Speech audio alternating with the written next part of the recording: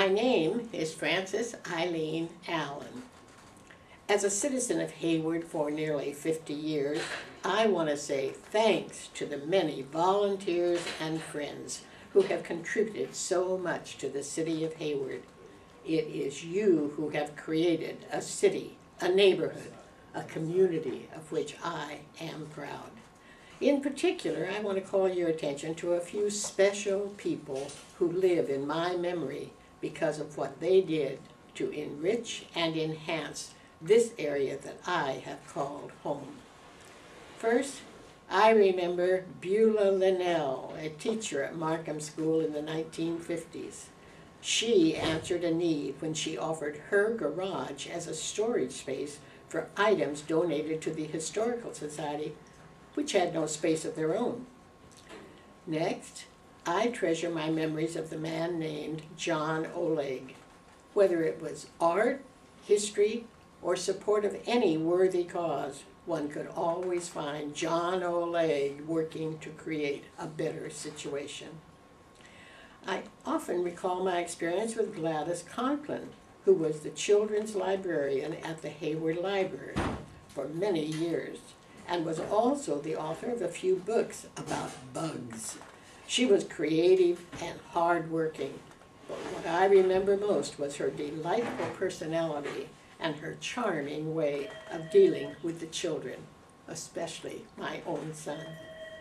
Another wonderful person was Virginia McKenzie, who not only operated the bookshop with her husband Ken, but also served the aspiring artists of the community. In addition, she served on the literacy committee at the library and was a member of Maxine's Lunch Bunch for many years.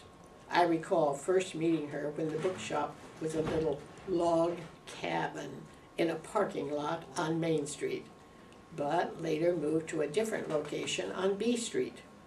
Virginia remained my loyal friend and added enrichment to my life, as well as to other citizens of Hayward and the surrounding community. Marge Keller served on the staff of the Hayward Library, and when she retired from her post, she volunteered and was very active in promoting the book sales, which added funds to the Friends of the Library group that was made up of volunteers like herself. Banning and Alvina Fenton were active in so many ways, it is difficult to name them all.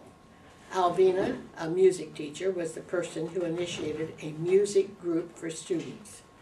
On the other hand, Banning, with helpers, managed to identify each of the many trees that grace the grounds of the Hayward Library.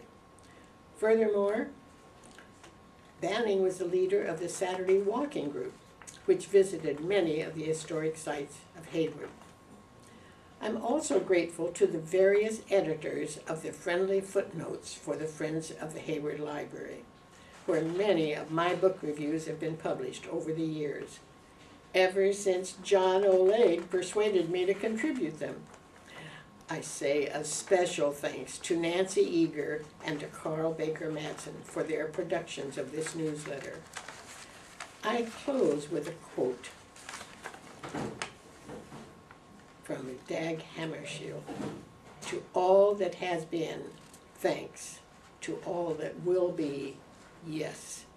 My thanks of these go out to each one of the volunteers as well as to the staff members who have been so very efficient and cooperative to me and to others through the years.